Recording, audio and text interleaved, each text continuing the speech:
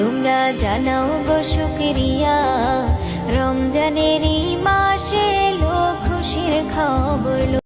आया रमज़ान रहमत वाला, तेरी इनायत या अल्लाह, माहे रमज़ान की हम रहमत पाएंगे। রমজান মাস আসলে আলাদা একটা শান্তি লাগে, আর সবাই মিলে ইফতার করা তো আরো বড় শান্তি। بيقلي إني الأحلى والبنت اللي بيرتاحلى।